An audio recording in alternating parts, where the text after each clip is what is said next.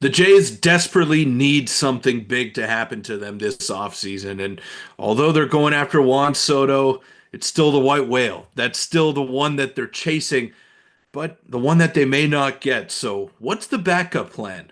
Who's an option that can help take the Jays back to the playoffs? We'll break that down and much more on this episode of Jays Digest.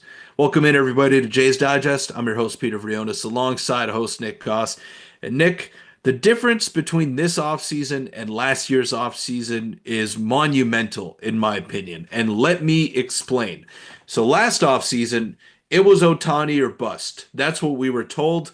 That's what the fan base started to believe. And then you had him, and not so fast. He's a Los Angeles Dodger, and then he's lifting the World Series trophy above his head in his first year in Los Angeles with the Dodgers. So ultimately, it wasn't meant to be. But this year feels a little bit different.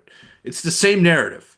It still feels like it's Soto or it's a colossal disappointment. But I'm here to offer a rebuttal to that because this free agent class is so much deeper and so much better than the one that we saw a year ago that the Blue Jays, even with their plan B, their plan C, maybe even their plan D, can help vault themselves back into being a playoff team. And this guy in particular is a very interesting name to keep an eye on. Yeah, reports are obviously swirling for every player in the book, but a new report from Bob Nightingale has revealed some interesting details. And let's dive right into it. You mentioned it. Free agency, their backup plans now, which again, Soto still hasn't signed anywhere, so he still obviously, of course, could go to the Jays. But if not, or even if they do, I guess depending on what you think of them, Blue Jays, quote, badly covet, end quote, free agent slugger Anthony Santander per report. Coming off a career year with the Orioles, we had a big discussion a couple nights ago on our live stream. Basically, according to all accounts, Anthony Santander is a guy that Jays are actively going for. We, of course, know the Toronto Blue Jays are shooting for the stars this winter, and one in particular has surfaced as a potential fit. While rumors continue to swirl around the Jays' interest in Soto and Max Fried, USA Today's Bob Nightingale reported Monday that they badly covet Anthony Santander. And Peter, we'll start by getting your thoughts on this. A switch hitter, he can play outfield, not very good defensively. His primary would probably be, he can play in the outfield, maybe play 80 games there, also play a ton of DH. A switch hitting guy who is coming off a career year with the Orioles. 30-year-old, he hit 235 with 44 home runs. We'll get into his career stats here in a minute, which might cause some hesitation. He only put up a 2.9 WAR because of his defense. But for a team that desperately needs power hitting, I think that this it is encouraging to see that they are desperately and they badly covet Anthony Santander, and it would also take him out of a AL East opponent in the Orioles. Yeah, exactly. And he's a guy who is an absolute Blue Jay killer, and he has been for the past couple of years now. So the Orioles, ever since they got good, Anthony Santander has been a thorn in the side of the Blue Jays every time they face them. So yeah, that's a plus in its own right. Even if he Yeah. comes here and sucks, you're getting him out of Baltimore. So there you go. Check mark number one in my book. But like you mentioned, Nick, switch hitter, a guy who has light tower power, to put it lightly here. This guy mashes. Yeah, he doesn't get on base at a ridiculously high clip.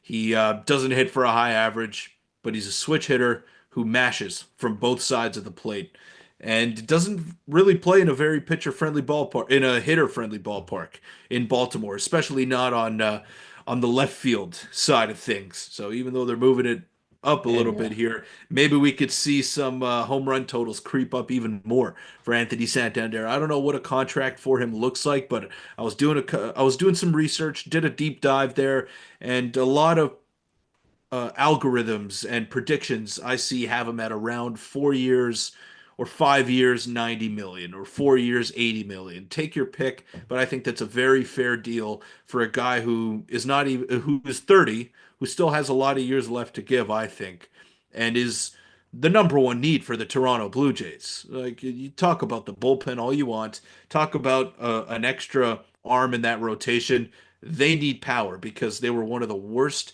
teams in terms of power output last year in Major League Baseball. And this guy checks a lot of boxes. He has his deficiencies as a player, which is why he's not going to get a $150 million contract, which is why he's probably in line for 80 or 90 million. But that's okay.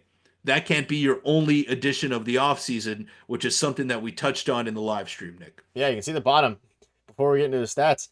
He did a lot of damage against the Jays, like you mentioned. 21 home runs, 15 doubles, 52 RBIs, a 258 career batting average, almost an 850 OPS. Like, it's great. He hasn't been great in the Rogers Center, however. But again, I think when you're looking at his, his stats and everything like that, and again, they're interested in Corbin Burns, they're interested in Anthony Santander. But looking at his stats here, the reason he's not going to get too much money is ultimately, and where the risk comes in a little bit, is obviously his lack of defense. But his on-base percentage isn't super high. So if he's not hitting for that power, which he has the past 3 seasons, putting up basically 30 or more home runs in each of those years, besides last season, 2023, which basically 30 at 28.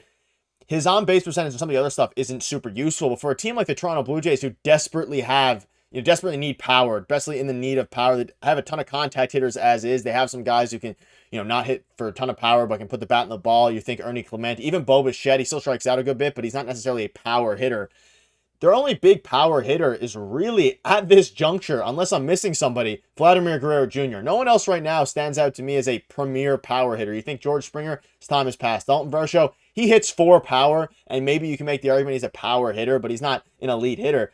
And He's then a threat. He's a power threat, yeah. threat. And you have Loperfido and left, like no one else at this point. So if you need somebody, if there's a team that can kind of afford a low on base percentage, given what they are, high power guy, I mean, it is the Toronto Blue Jays, and that's why I think they badly covet him, and I also think that's why they're probably going to end up being the team who maybe overpays a little bit for his services, because they're the team that desperately needs what he has and needs it the most out of any other team in the MLB.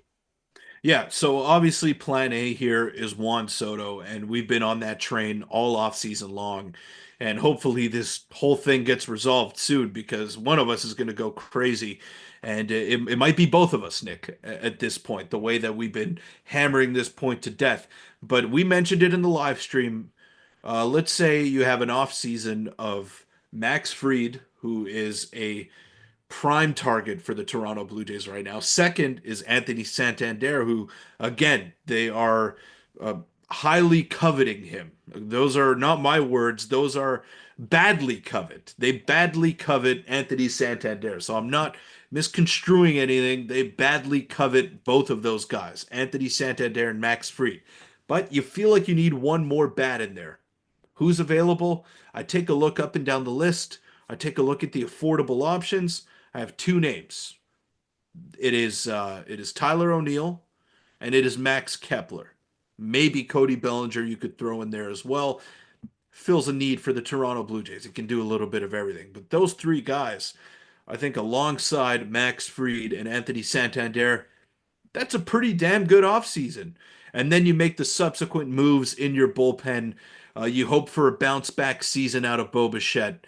You hope for just some consistency all across the board. And I think you have a playoff team if you make the necessary moves in the bullpen alongside those three additions. And I don't think they're as far fetched as some people make it out to be here. Yeah, I like that. Kepler coming off of a horrible year, but he does have some upside, and I think there's a lot of people out there who'd rather him over a guy like George Springer, even though he hit a sub 700 OPS last year. I love the Tyler O'Neill, signing idea. He is, he's Canadian. Everything will work out there. He's a good power hitter coming off of a great year. Like, I think at this point, if you're looking at it from the perspective of the Jays, Anthony Santander, Max Fried, and Tyler O'Neill would be my three. You fix the bullpen. Maybe you make a trade for some, minor additions up and down, depending on how you want to kind of fine tune the edges and, like the tip of the team. But I like it. I like that offseason. And leave down below if you made it this far. Tyler O'Neill, Max Fried, and Anthony Santander. You can replace Tyler O'Neill with whoever you prefer out of the bunch. Maybe some people prefer Cody Bellinger. I think that would be an adequate offseason if they strike out on Juan Soto. If they get Juan Soto, well, we have a whole nother video, I'm sure, for that. Hopefully, if that ever happens. But any final thoughts on this? Things are picking up. We saw Blake Snell sign. Things are going down, and I think that I have a sneaking suspicion Anthony Santander is going to be a Blue Jay. And I'm good with that. I'm absolutely good with that as long as it's not the only move. And Nick, I think we need to come to the fact to accept that George Springer is probably going to be in the lineup next year. So whoever you're getting as an outfielder is going to be replacing Joey Loperfido by the looks of it right now. Depending on Varsho's health this year. But if the more names you acquire and the more pieces that you add to this lineup, the further down it pushes George Springer and maybe in a more secondary role as opposed to a featured role like he has been in the past couple of seasons where he struggled. Maybe he can regain some of that form. I think George Springer will see more fastballs. He'll see more pitches to hit if he's hitting seventh or sixth or seventh in your lineup, as opposed to leading off every day and expected to be the table setter at 34 years old or 35 years old, whatever he is. He's not that player anymore. He was great in his first couple of seasons with Toronto. He just doesn't have it anymore. He's not in his prime, and that was to be expected when the Blue Jays signed him to that contract. It's unfortunate the way that he's going out here, and he's a shell of himself, but I think he can still be effective in a secondary role, which is why you need to make the subsequent moves and you need to bring in the pieces to address your lineup concerns because the bullpen to me is not the biggest concern. We see how random that could be from year to year. Tim Mesa had a 1.5 ERA one season, then he goes to having a 6 and gets DFA'd. You just don't know how to project bullpen arms unless they are the top of the line, highest paid guys in the league, which I don't think is very smart for the Blue Jays to go after. Tanner Scott is the number one free agent reliever. He's going to command close to $15 million a season. I think that money is better allocated towards other holes that need to be filled. And then maybe you could swing a trade for a cheaper option, or you could have Yariel Rodriguez in a more elevated role. The number one thing for me right now, Nick, the offense, fix that sucker up.